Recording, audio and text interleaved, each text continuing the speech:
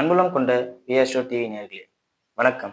திருவரங்கம் ஸ்ரீ ரங்கநாதர் துணையுடன் பழனி ஸ்ரீ பாலதண்டாயுதபாணி அருளுடன் நான் உங்கள் ஜோதிடர் வெங்கடேஸ்வரன். இப்போ நம்ம எதை பத்தி பார்க்க போறோம்னா வைகாசி மாத பலன்களை பத்தி பார்க்க போறோம். பலன்களை பத்தி பார்க்கறதுக்கு முன்னாடி எந்தெந்த கிரகங்கள் எங்கெங்க இருக்கு, எப்பப்ப பயிற்சி ஆகுது அப்படிங்கிறத பார்ப்போம். ரிஷப ராசியில சூரிய பகவானும் புதன் பகவானும், அதே மாதிரி மிதுன ராசியில குரு பகவானும் சுக்கிர பகவானும், வைகாசி 18க்கு பின் குரு கடகத்துல உச்சநிலை அடைகிறார். அதே மாதிரி வைகாசி 25க்கு பின் சுக்கிர பகவான் கடகராசிக்கு வந்துடுறாரு. சிம்மத்தில் கேதுவும், விருச்சக ரிஷப கும்பத்தில் ராகுவும், சனி எப்பவும் போல மீனத்திலையும், மேசத்துல செவ்வாய் பகவான் ஆட்சி நிலையிலையும் இருக்கார். இந்த மாதிரி இருக்கும் போதுல பொதுவா உலக ரீதியா என்ன மாற்றங்கள் நடக்கும்னா, ரிஷபத்தில் சூரியன்கிறது அரசாட்சியை குறிக்கும். நல்ல அரசாட்சி, வருமானத்தை குறிக்கும். வருமானம் சம்பந்த அரசாங்கம் வருமானத்தை எந்த வழியில் ஈட்டப் போகுது, எப்படியெல்லாம் கொண்டு வரப்போகுது அப்படிங்கிறத பத்தி குறிக்கும். அதே மாதிரி போக்குவரத்து சம்பந்தப்பட்ட விஷயங்கள்ல ஒரு முன்னேற்றத்தை கொடுக்கும். ஏன்னா 4ஆம் இடத்துல குரு உச்சமாக போறார். அப்ப வாகனங்கள் துறையிலையோ போக்குவரத்து சம்பந்தப்பட்ட அமைப்புகளையோ ஏதாவது மாற்றம் நடக்கும். நம்ம கூட தெரியும், நம்ம சிஎம் கூட ஒரு ஸ்கீம் கொடுத்திருக்காரு, அனைத்து மகளிருக்கும் போக்குவரத்து இலவசம். ஸோ அதை கூட இந்த காலகட்டத்துல குரு பயிற்சி ஆனதுக்கு அப்புறம் நிறைவேற்றலாம் அப்படிங்கிறத கூட சொல்லலாம். அதே மாதிரி ரிஷப ராசியிலே புதன் இருக்கிறது பேச்சு திறமை உள்ள ராசிக்காரர்களா மாறுவாங்க. அதாவது எப்படின்னா, அரசு சம்பந்தப்பட்ட அனைவருமே பத்திரமா, அதாவது டாக்குமெண்டடா போட்டு வச்சிருப்பாங்க. ஏன்னா சூரியன் புதன் சேர்றாங்களா ரிஷபத்துல, வருமானத்தை டாக்குமெண்ட் பண்ணி காமிப்பாங்க. வருமானத்தை கணக்கு காமிக்கிறது அந்த மாதிரி காமிப்பாங்க. செவ்வாய் ஆட்சி நிலையில இருக்கனால காவல்துறை அதிகாரிகளுக்கு இந்த காலகட்டத்துல அதிகமான சலுகை உண்டு. காவல்துறை அதிகாரிகள் எல்லாத்துலயும் மேம்பட்ட வாழ்க்கைக்கு போவாங்க. உயர் அதிகாரிகள் ப்ரொமோஷன் கிடைக்கிற மாதிரி உள்ள அமைப்பு, நிறைய மாற்றம். போலீஸ்னாவே ஒரு மரியாதை அப்படிங்கிற ஒரு அளவுக்கு கொண்டு வரும். இது நாட்டு ரீதியா நடக்கும் அப்படிங்கிறத சொல்லலாம். சரிங்களா? இப்ப வாங்க 12 ராசிகளுக்கும் எப்படி இருக்கும் அப்படிங்கிறத பார்ப்போம். மேச ராசி என்பர்களே, ராசியிலே செவ்வாய் பகவான் ஆட்சி. ரத்தம் சூடாகும், முறுக்கு ஏறும், ஸ்ட்ராங்கா இருப்பீங்க. திடீர்னு ஜிம்முக்கெல்லாம் போவீங்க, உடம்ப ஃபிட்டா கொண்டு வரணும்னு நினைப்பீங்க. ரொம்ப கோவப்படுவீங்க, யாரை அடிக்கிறோம்னு தெரியாம போய் அடிச்சிருவீங்க. இது யாருக்கு ரொம்ப நல்ல பலன்களை கிடைக்குமா? காவல்துறை அதிகாரிகளுக்கு நல்லா இருக்கும். மேசராசியில காவல்துறை அதிகாரிகளா இருக்கிறவங்களுக்கும், இபி ரிலேட்டடா ஒர்க் பண்றவங்களுக்கும், அதே மாதிரி கறிக்கடை, ஏன்னா அவங்களும் ஆயுதம் ஏந்துபவர்கள் தான், கறிக்கடை வச்சிருக்கவங்களுக்கும், இரும்பு சம்பந்தப்பட்ட தொழில இருக்கிறவங்களுக்கும் அதி அற்புதமா வேலை செய்யும் இந்த செவ்வாய் ஆட்சி. இந்த 40 நாளைக்குமே, அதாவது செவ்வாய் மேசத்துல இருக்கிற வரையுமே உங்களுக்கு நல்லா இருக்கும் அப்படிங்கிறத சொல்லலாம். அதுவும் குறிப்பா 2ல சூரியன் வராருல, அப்ப உங்களுக்கு வருமானத்தை அதிகமா கொடுப்பாரு, தொழிலை அதிகமா கொடுப்பாரு. யாருக்கு தெரியும், உங்களுக்கு திடீர்னு கவர்மெண்ட் ஜாப் கிடைக்கும். இப்ப ஆசிரியரா இருப்பீங்க, பிஎஸ்சி மேக்ஸோ பிஎஸ்சி கெமிஸ்ட்ரி ஏதோ ஒன்று முடிச்சிருப்பீங்க, ஏதோ ஒன்று எக்ஸாம்லாம் எழுதி பாஸ் ஆகாம ஆட்டோமா அப்படின்னு நினைப்பீங்க. திடீர்னு இப்ப நம்ம முதலமைச்சர் இந்த ஸ்கீம், ஏதாவது ஒரு ஸ்கீமை போட்டு எல்லாருக்கும் வேலை வாய்ப்பு.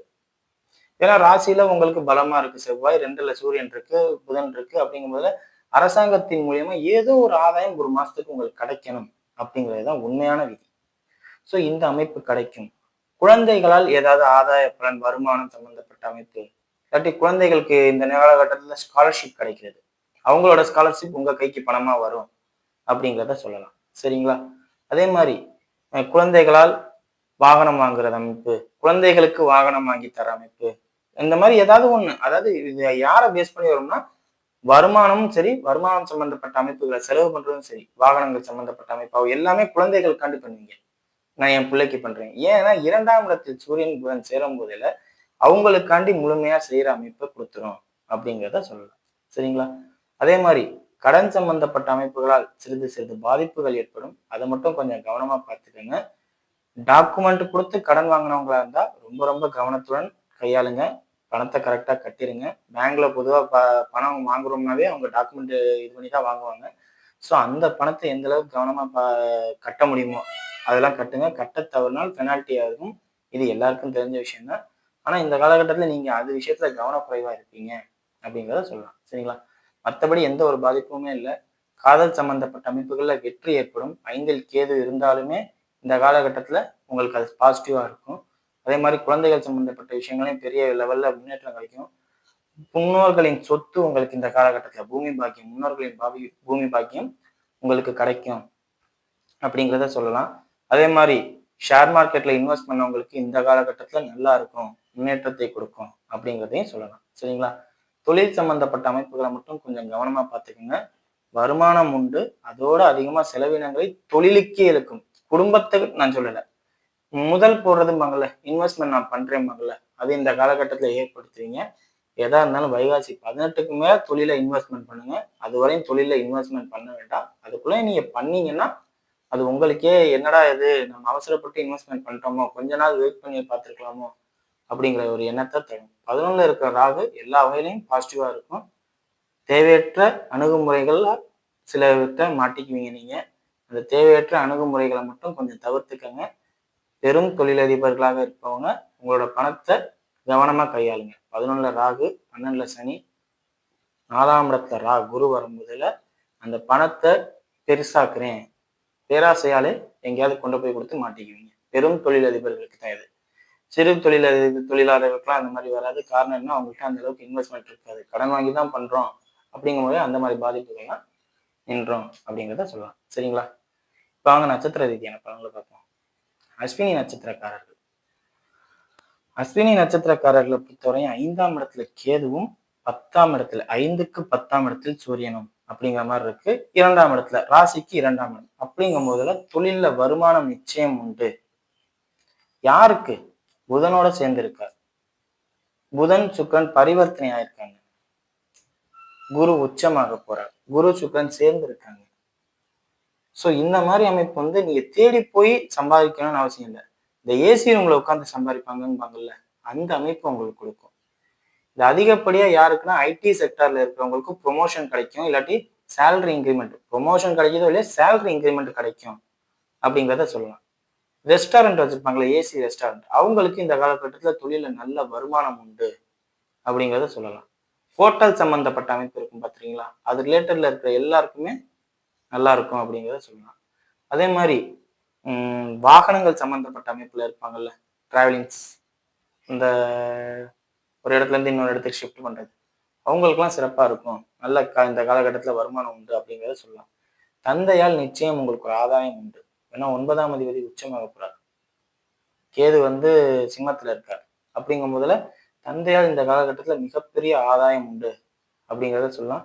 தந்தை உங்களுக்கு ஒரு புதிய தொழிலையோ இல்ல புதிய ஏதாவது ஒரு ஏற்பாடையோ செஞ்சு தருவார் அப்படிங்கிறத சொல்லலாம். நல்ல குருமார்களோட அறிமுகம் கிடைக்கும், நல்ல உதவி கிடைக்கும். சப்போர்ட்டுங்கிற ஒரு விஷயம், யோசனை ஆலோசனை சொல்வதற்கு, சப்போர்ட்னா உடனே வந்து நீங்க பண்ற பிரச்சனைகள்லாம் சப்போர்ட்டுக்கு வருவாங்கன்னு நினைக்கக்கூடாது. ஆலோசனை சொல்றதுக்கு, தெளிவா பண்றதுக்கு ஆள் கிடைக்கும். ஸோ இதை சரியா பயன்படுத்திங்கன்னா எல்லாமே நல்லா இருக்கும் அப்படிங்கிறத சொல்லலாம். சரிங்களா? திருமண காலகட்டத்தில் இருக்கவங்க கொஞ்சம் திருமண அமைப்பை விலகிக்கிறது நல்லது, அதாவது கொஞ்சம் கடந்து வர்றது நல்லது. காதல் திருமணம் சம்பந்தப்பட்ட அமைப்புகள் நல்லபடியா நடக்கும் அப்படிங்கிறத சொல்லலாம். இது பெற்றோர்களோட சம்மதத்தோடய நடக்கும் அப்படிங்கிறத சொல்லலாம். முரண்பட்ட திருமணங்கள் நடக்கும். சரியா? அடுத்தது பரணி நட்சத்திரக்காரர்கள். பரணி நட்சத்திரக்காரர்களை பொறுத்தவரை நட்சத்திராதிபதி குருவோடயே இருக்காரு.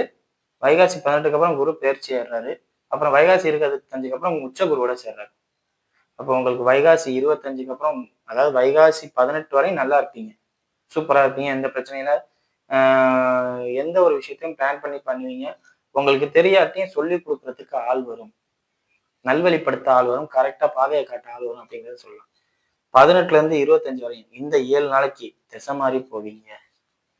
ரொம்ப கவனமா இருக்கணும்.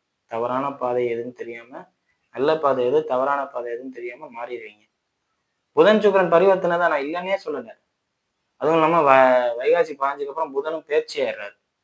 அதுவுமே புதன் சுக்கிரனோட சேர்ந்து இருப்பாரு. ஆட்சி பெற்ற புதனோட சேர்றாரு அப்படிங்கிறது. ஆட்சி பெற்ற புதன் உங்க ராசிக்கு யாருங்க? 3ஆம் அதிபதி, 6ஆம் அதிபதி. 3ஆம் அதிபதின்னு சொல்றதோட 6ஆம் அதிபதி. 3ஆம் அதிபதிங்க துணிச்சல் அதிகம் வரும். 6ஆம் அதிபதினா என்ன ஆகும்? எதுல துணிச்சல் வரும்? கட்டன் வாங்குறது, நோய் மாதிரி இவ்வளவு விஷயங்கள்ல போய் மாட்டிக்கிறது, பிரச்சனை பண்றது. 18ல இருந்து 25 கண்டிப்பா நீங்க ஒரு வாலண்டியரா ஒரு பிரச்சனை இழுத்து வைப்பீங்க. அது டாக்குமெண்ட் சம்பந்தப்பட்ட இதா, படிப்பு சம்பந்தப்பட்ட இதா, இல்ல காவல்துறையோட சம்பந்தப்பட்ட பிரச்சனையா, இல்ல சொத்து சம்பந்தப்பட்ட பிரச்சனையா, எதுவுமே யூகிக்க முடியாது.